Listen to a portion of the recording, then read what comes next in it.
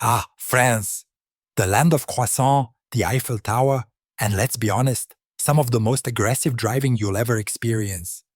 But while we all know about the baguettes and berets, did you know France is also one of the most powerful countries in the world?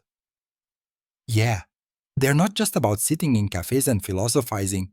France means business. So today, we're diving into how strong France really is.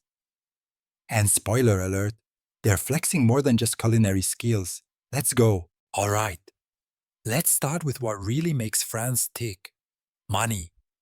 France has a GDP of around $3 trillion, making it the seventh largest economy in the world. Not too shabby for a country where lunchtime lasts longer than some people's workdays. France is a big player in luxury goods. I mean, who else could charge thousands for a handbag you could technically fit inside? They're also a top exporter of aerospace tech and nuclear energy. But here's the real kicker: France is the largest agricultural producer in Europe. So while they may be known for fancy pastries, they're also making sure there's plenty of wheat to bake those bad boys. And don't get me started on wine. They produce more than anyone else in the world. So basically, France has single handedly kept global wine nights alive. Cheers to that. Now, when people think of military powers, they often go straight to the US or Russia. But let me tell you, France is no joke. Their defense budget is around $54 billion, which, for comparison, is about the cost of 1 year of college textbooks in America. France's military isn't just for show either. They've got 300 nuclear warheads because apparently they take the phrase go big or go home pretty seriously. And then there's the Charles de Gaulle, their aircraft carrier. It's the only nuclear powered carrier outside of the US, and it's named after one of France's most iconic leaders. You know, the guy who basically said, "Fine, I'll fix France after World War II." And let's not forget the French Foreign Legion. These guys are like the Navy SEALs, but they do it while looking effortlessly chic in a beret. Basically, you don't want to mess with them unless you enjoy losing and being outdressed. Alright, so France has muscle, but it's not all about flexing. They've got finesse too. France is one of the 5 permanent members of the UN Security Council, which means they have veto power over some of the world's most important decisions. Kind of like that one person in the group chat who can always shut down plans they don't like. And on top of that, France is a big player in the European Union.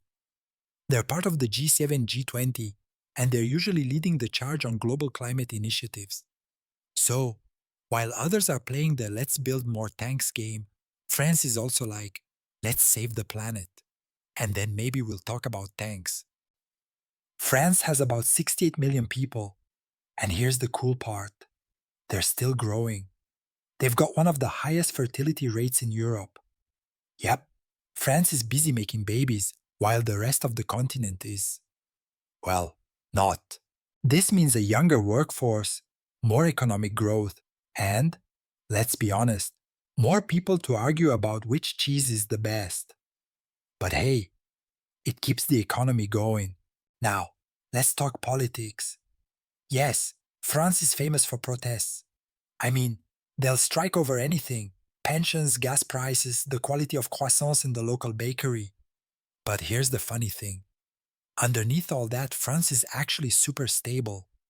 The Fifth Republic has been kicking since 1958, and despite the occasional manifestation, that's French for people being really, really angry in the streets.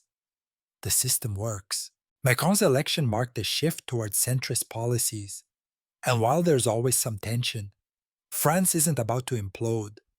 They've got a good handle on keeping the ship steady, even if they do rocket themselves from time to time. France isn't just about military and politics, though. Culturally, they're a juggernaut. Paris alone is basically a museum with overpriced coffee. And when it comes to academia, France has top tier universities like the Sorbonne and major research hubs. In fact, French scientists have made breakthroughs in everything from medicine to space exploration. So, yeah, La Révolution continues. But now it's more about scientific revolutions than storming palaces. And finally, Let's give a quick shout out to agriculture.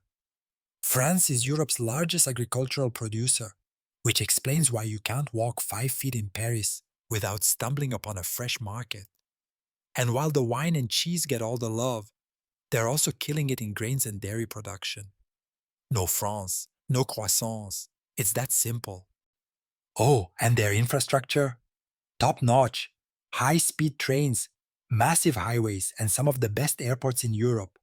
You can get from Paris to the French Riviera faster than you can explain what exactly escargot is.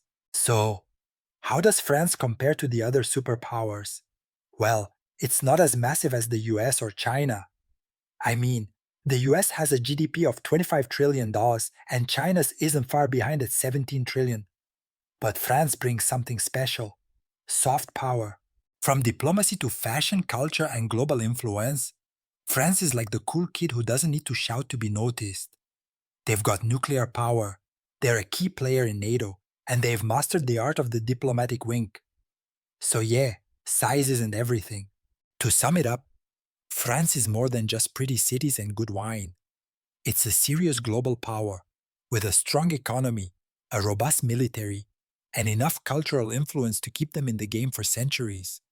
So, next time you think of France, remember, they're not just lounging at cafes. They're out there shaping the world, one strike, one croissant, and one nuclear powered aircraft carrier at a time. Thanks for watching. Hit that like button if you learned something new. And don't forget to subscribe for more deep dives into global powers. À bientôt!